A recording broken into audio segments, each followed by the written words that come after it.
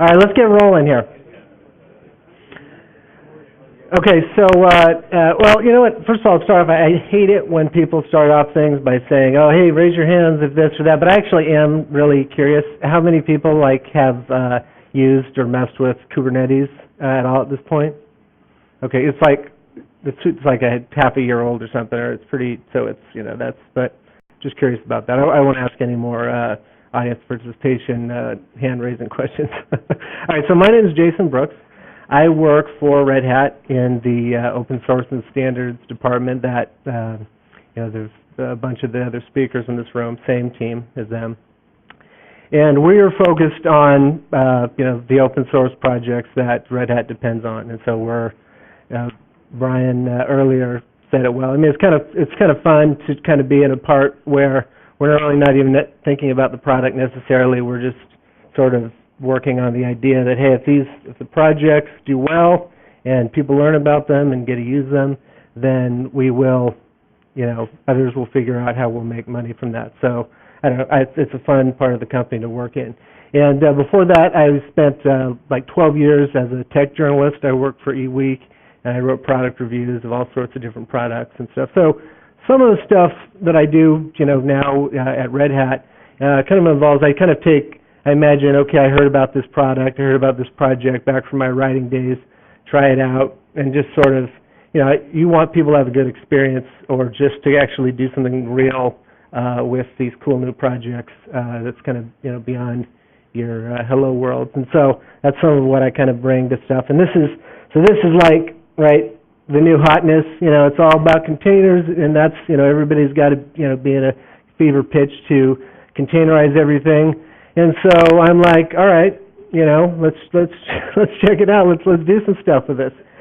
So, the basic stack here, right? This is funny to me is that Docker's like a year old, and it's the most mature of these three things, at this point. I mean, the Atomic Host has they all have a lot of old stuff in them, but I mean, as entities, that's funny. I think it was like last year that I was hearing about Docker at SCaLE, maybe, and or maybe it was the year before that I was just hearing about it, and it's crazy how fast it's gone. But the basic story, I think most of you probably heard about Docker, but it's just basically you take your app and you make it shipping around easier by putting it into a container, like a container ship type of thing.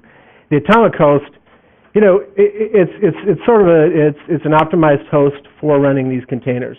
You've got or maybe not people in this room, maybe you guys are all on Linux on your desktops, but maybe you have your Mac and you've got boot to Docker and you're working on an app. But at some point, you're not going to deploy that app, to a MacBook in a data center somewhere with boot to Docker running on it. I mean, at some point, you're going to have to find like a sturdy ship to put your container onto, and that's what the Atomic Hosts are aiming to be.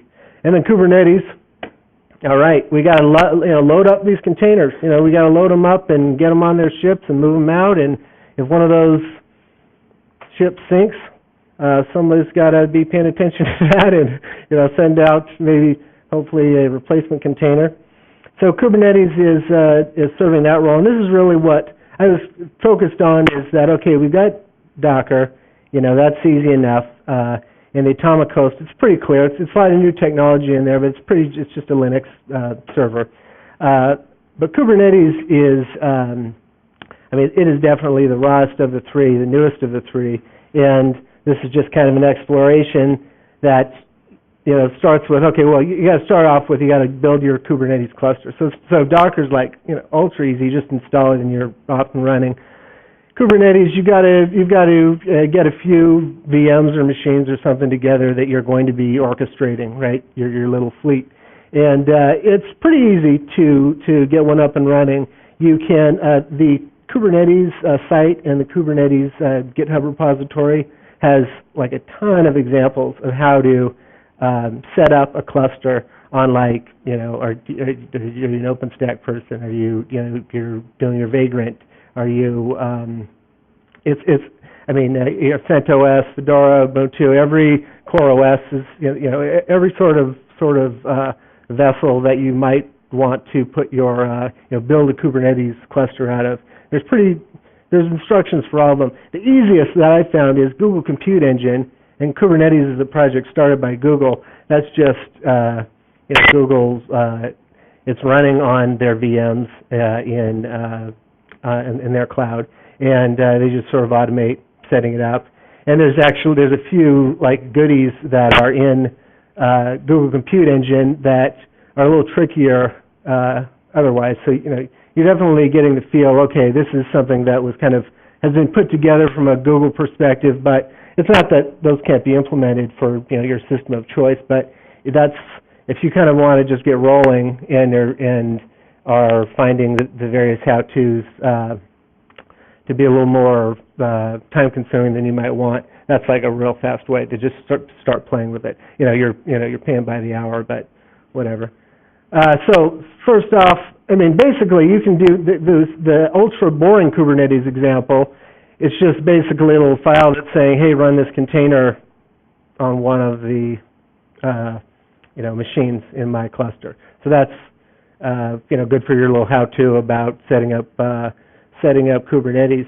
The next thing is they have a pretty nice guestbook app that's sort of like the canonical Kubernetes app that sort of exercises all the parts, and that I definitely recommend. And there's, again, most of the how-tos just for your different platforms sort of flow into running the guestbook app, and that's a good way to kind of get your feet wet. But after having done those things, I wanted to do a real app of some sort, something that I have some kind of realistic requirements around.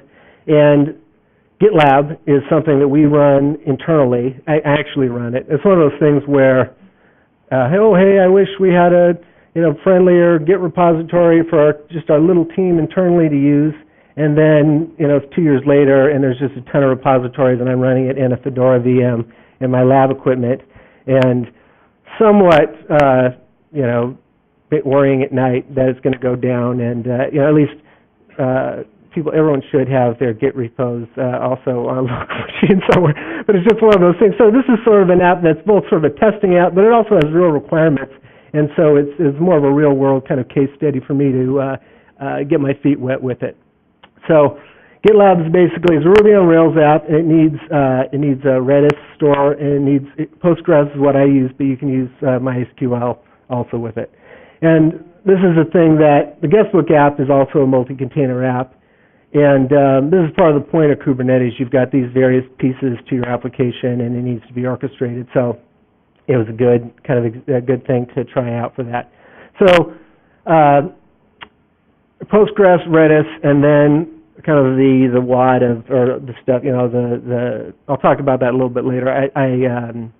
The GitLab bits is kind of a third container. This is kind of how I approach this. Now for Postgres and Redis, it is ultra easy.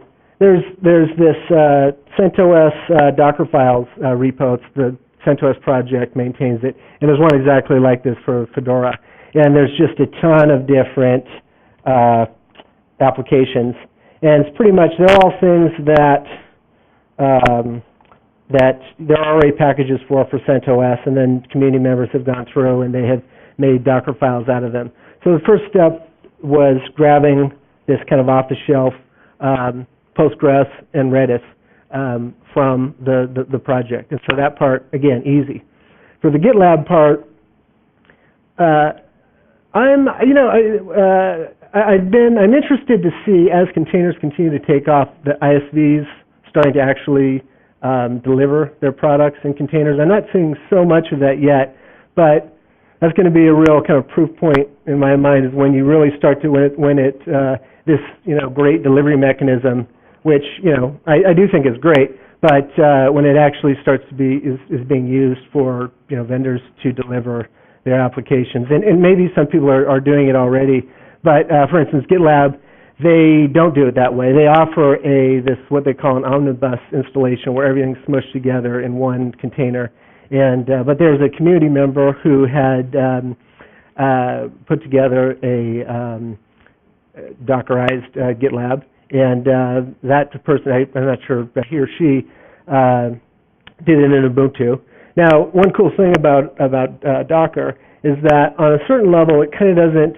Well, it can not matter on a certain level what OS is actually in your container image.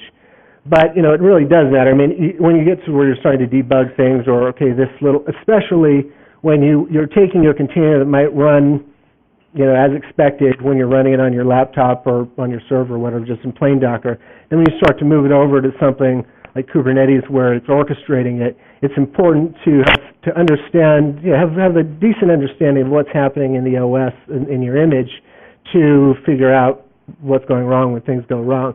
So I converted it to CentOS. It was basically just, converting Debianisms to RPMisms,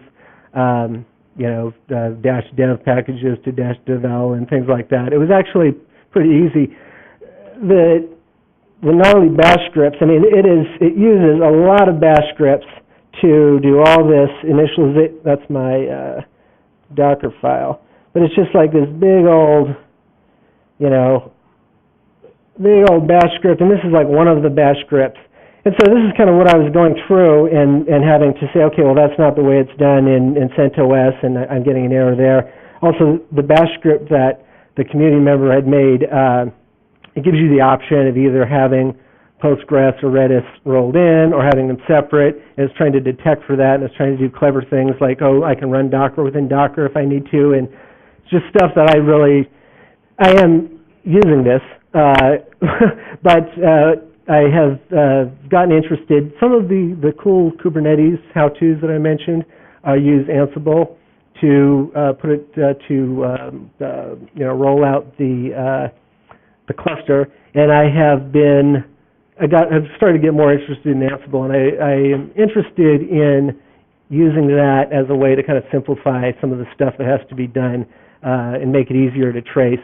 That's kind of for the future comments portion of it, but it was actually pretty straightforward to do that, to convert it to CentOS. So then I've got my containers, and I run them directly. You can run them directly in Docker, and I just I run my Redis and run my Postgres and run my GitLab directory and pass environment variables. When I run them to make it work together so that the GitLab container knows how to talk to the DB and whatnot. So once I had the containers, then it's time to write the definition files that Kubernetes uses, and those can be made in JSON or YAML. I did JSON just because that was the examples that I was starting from, but I think that I might switch to YAML moving forward because it seems a little more readable to me. But here's, for instance, this is the Redis pod. So actually, wait, I'll just talk a little bit. So the pods, right? The pod is like, it binds a container or a group of containers to a particular host. And so it's like it's like actually my own GitLab thing and my Fedora VM where everything's running on the same VM. It's kind of like that model. Everything that's in a pod together is kind of like as if it was running together on a machine. And then and they're not meant to stick around. So you could have your pod could be on one machine, and then it could be killed later and show up on another machine, and that's okay because services give Kubernetes a way to you can always count on the services. The services will continue to be there, and they will know how to connect to the pods. And so the services. So I'll just show. This is what the pods look like, and it's pretty straightforward. It can be pretty straightforward. The Redis one is just this is what the port I want on the container side, the port I want on the host side. They're just the same, and then this is my image. That image is Jason Brooks Redis, but that's just a straight up copy. I built it out of a CentOS Docker file that I showed you guys. They can be a little more. This is a service for Redis. The Redis service file, it's pretty simple. But you can do other things like the Postgres one. You put your environment variables in there. And then I think the GitLab one, also this is how I'm telling the GitLab one what the environment variables are from the, and then also defining more ports for the GitLab part than for the Postgres or Redis parts.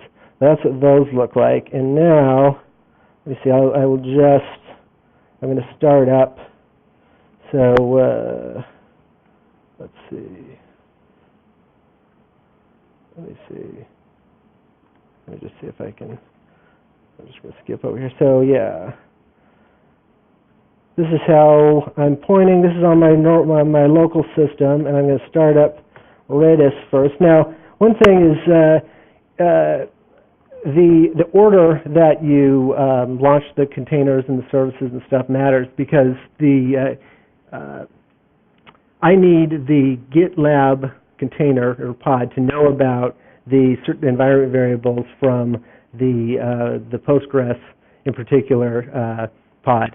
And the only way it can know about that at this point is if it is launched after the Postgres pod. And this is something that I tore out a lot of hair, getting this down. So there's the Redis pod. I'm going to start the Redis service.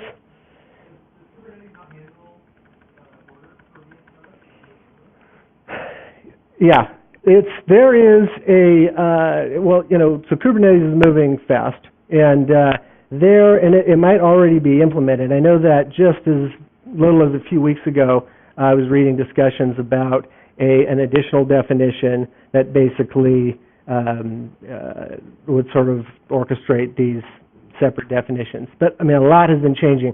Syntax has been changing. This kube control command was kube config like 3 months ago or 4 months ago, and it's been moving pretty quickly. But that is something that, I mean, it's sort of been, as I've understood it, it's something that is coming, is being done, and it's just a fast-moving situation. All right, so I need to get those up. So, and then replication controllers. So, the guestbook example has a good example of this. I'm not using a replication controller in mind right now, although, because at the time I thought, I'm going to figure out a Postgres replication. I'm going to figure out exactly how this needs to work in GitLab. Because again, going back to the way that my app is deployed, it's just that single VM.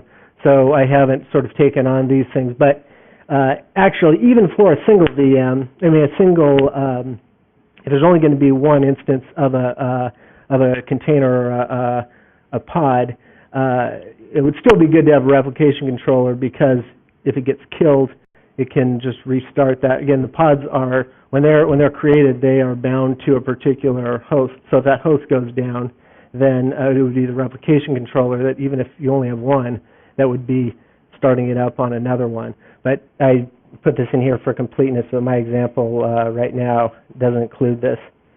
So yeah, and I mentioned the startup order matters for the environment variables. And let me actually start up my GitLab one too, because that takes a bit of time. Because what GitLab does is, once it starts up, it does a whole bundle operation, and yeah, all right. All right, so startup order matters. Another thing, this is one of the things I mentioned, that there were some kind of little Googleisms where things are a little nicer if you're using the Google Compute engine. And one of those things is this create external load balancer item that you would put into your service definition, and that basically you'll have say you'll have multiple if you have multiple pods and you want. Or again, even if you have one pod and you want to access that with a particular IP address, of course, that kind of IO magically goes out and takes care of that on the Google Compute Engine side. You can also include a line in your definition, public IP, and I think, do I open that? I'll show where it is. Yeah, this public IP, you can just stick a static IP in there, and then the service will will be listening on that IP. And so it's a matter of just for the OpenStack case, you could probably use the load balancer element in OpenStack, or you could do some HA proxy thing, or this thing that I mentioned here, this Kiwi. One of my coworkers at Red Hat wrote this little service that it looks, when you reference the, I'm forgetting now exactly how he does it in the definition file, but you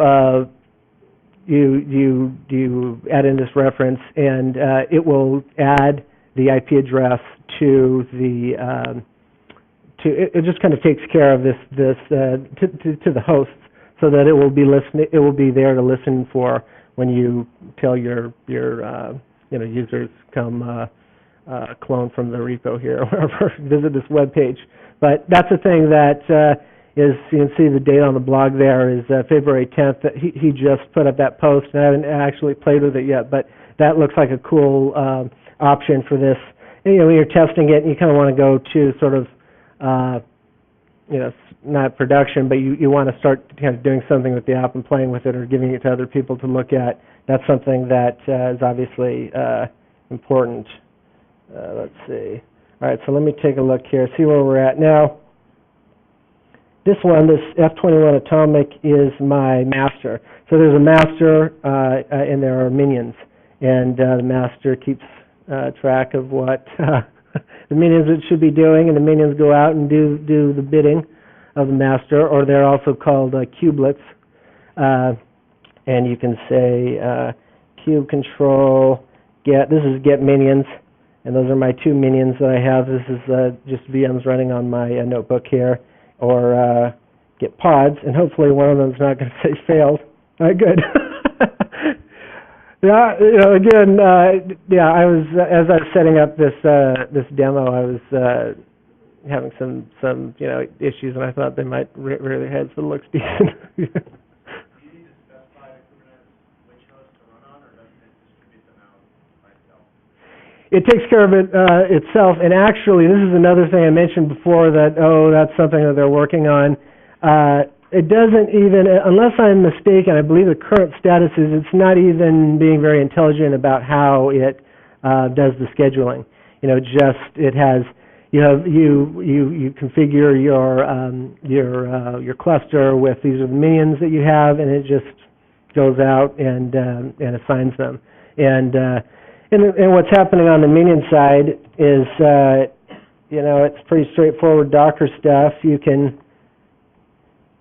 so Redis is on this one, right? And this is the Redis service here. This one at the bottom with the 6379, and then that means that Postgres and GitLab must be on the other one, and there they are.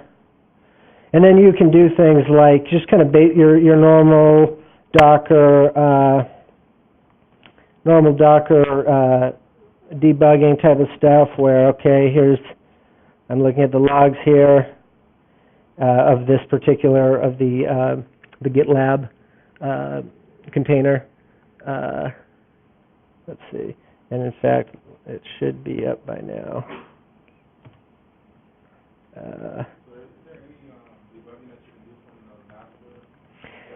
You can pass, you can get logs from minions, and I'm forgetting the syntax right now, but there's a kube control command where you're just sort of passing through some Docker commands to your minions and to Docker there. So getting the logs is one that definitely comes in handy, especially as you're putting it together, and things like I mentioned, if it's out of order. And now my, this complicated bash script that I was, I got some little complicated bash script that I was talking about. Let's see, is it on 12? Oh.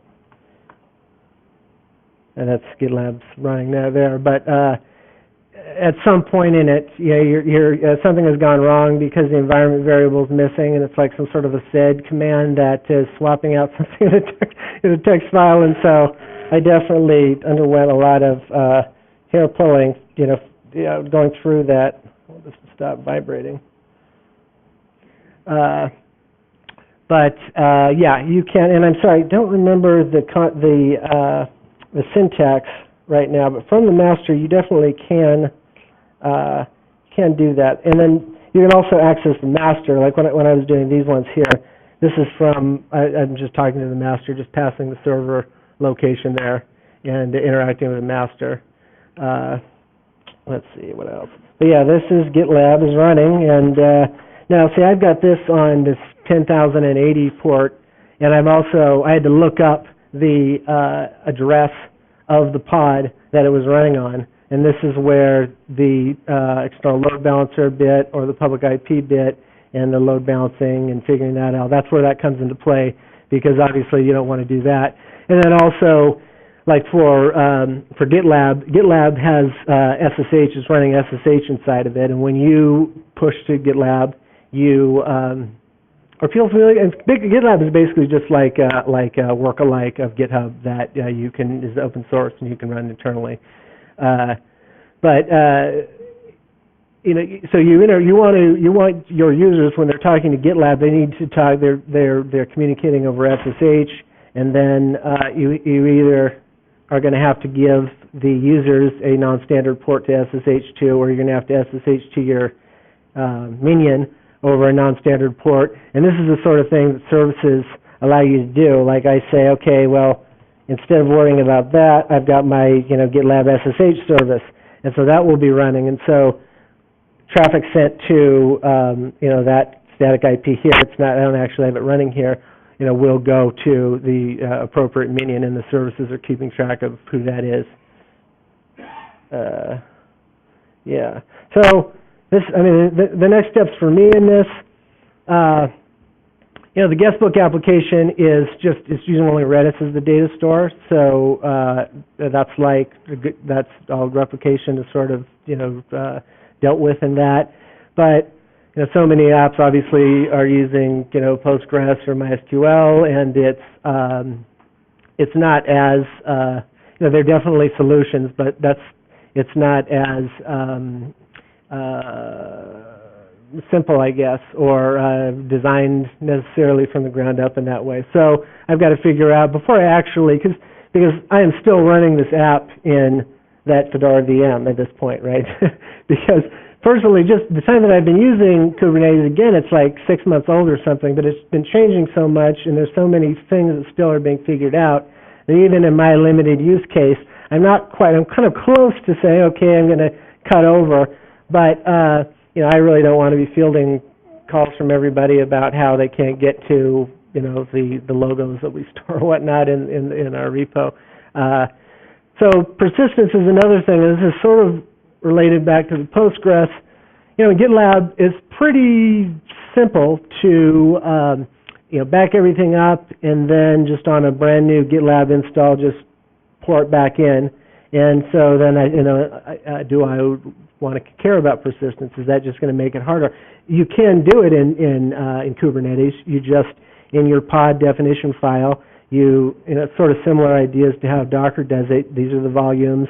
And then you have to decide, okay, am I giving it a volume that's on this particular host, and now the data is there, and so now I have to worry about moving that data around. There's another, some of my coworkers at Red Hat have been playing with using Gluster for these host-mounted volumes.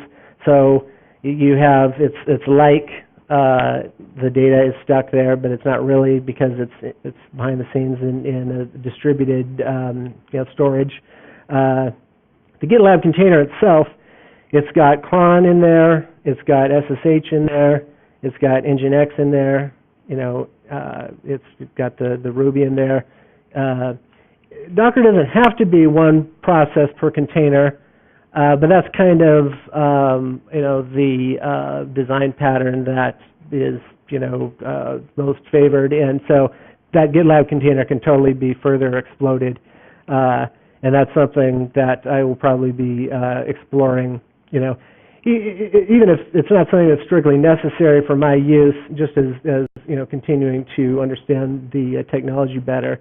And then like we've been talking about, the static IP business, I want a good, solid solution for that. Because again, most of these aren't problems that I have in my simple use case, and it's not like, you know, that little VM is just, you know, running like a champ. So it is itself running on over, you know, a virtualization platform that does have live migration and stuff, and snapshotting and all these things. So it's more of you know, exploring the technology than driven by you know, I can't get by without this. But certainly in a larger installation, these you know, issues would be a lot more important.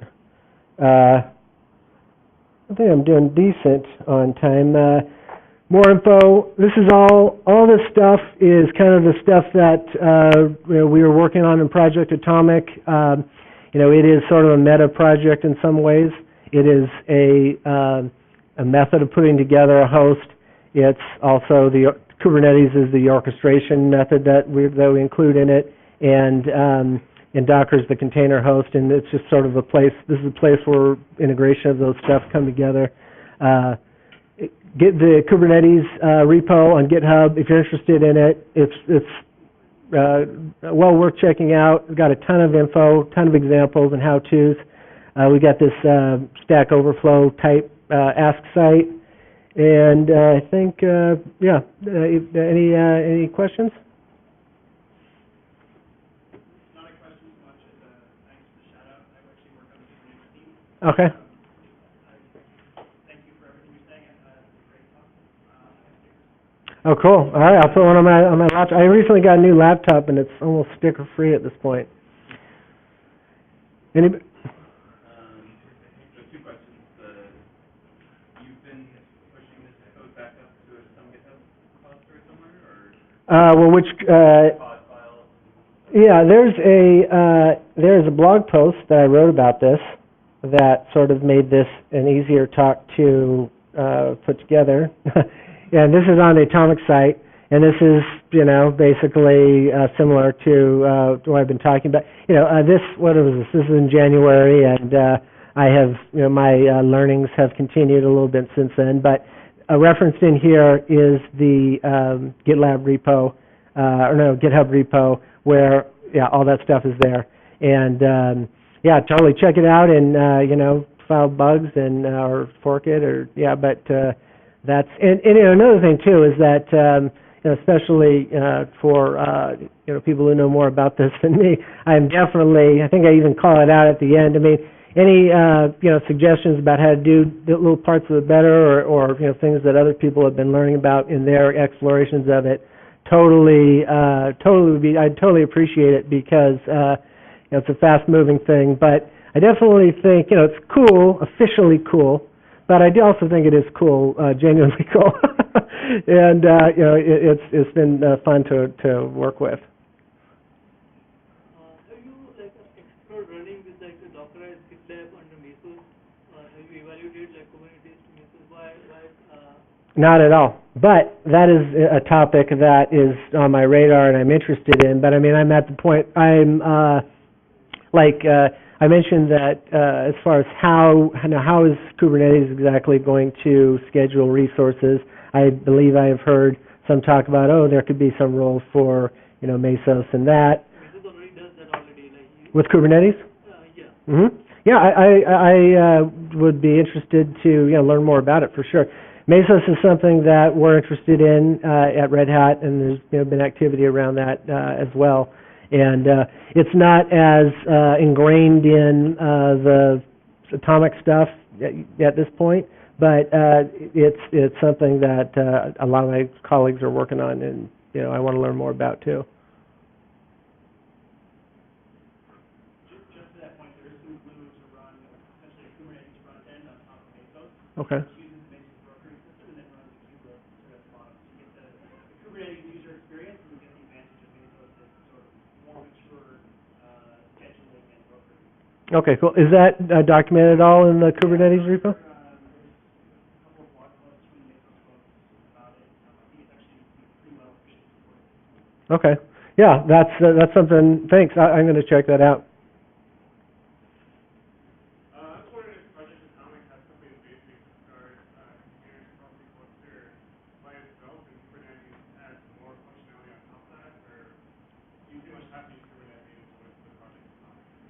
Well, Kubernetes is, there's only, part of Project Atomic is that it is a sort of a streamlined host, and it updates atomically. So there's certain things that are in it and aren't in it. I mean, Kubernetes is in it.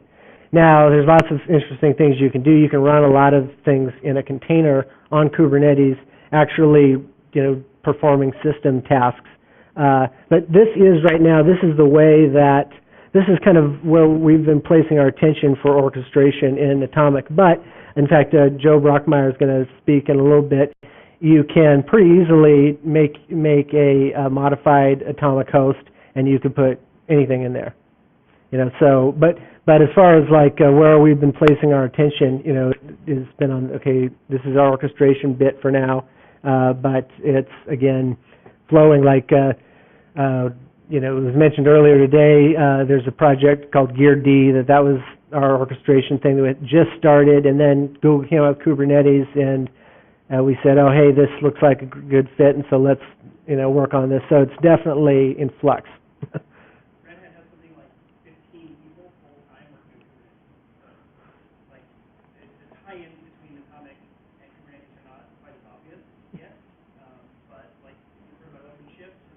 Yep.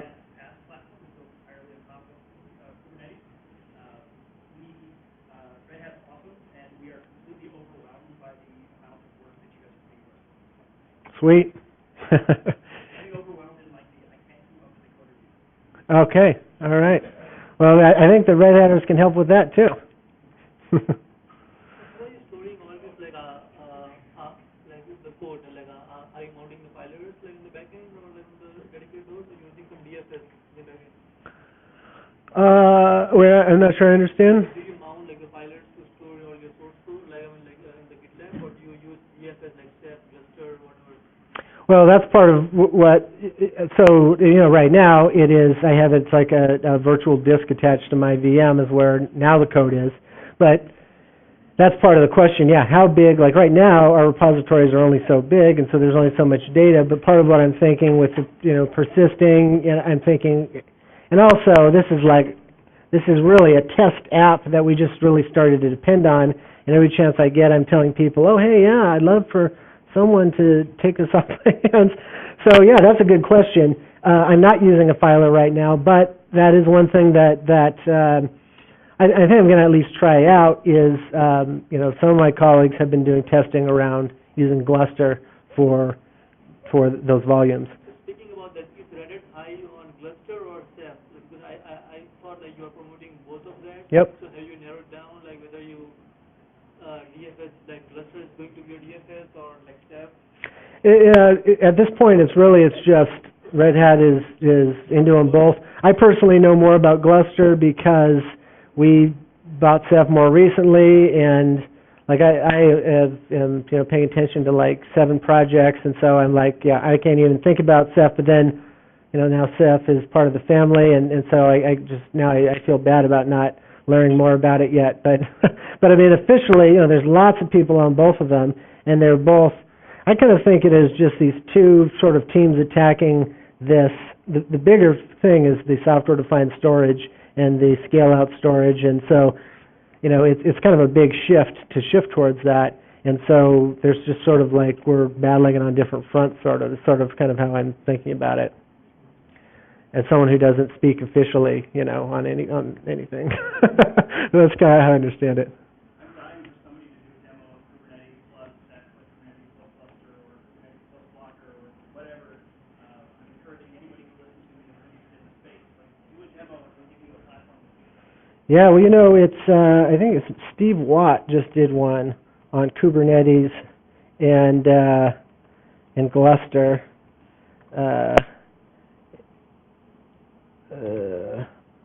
No, the Twitter result came up first. This may or may not be this is it. This is a blog post where he's talking about one thing we had to do. I don't think he's using this with Atomic because Atomic doesn't include Gluster as part of the image, but again, you can add it. But he has been testing just this thing, putting the images or putting the volumes on Gluster, and so this emergingafrican.com is his website. But yeah, and this is something that I've been looking forward to trying out too. This is again just earlier this month. All right, I guess we're right on time. I'm not sure who the next person is. Do people have more questions? I'm not being pulled off the stage yet. Well, thank you. I appreciate your attention.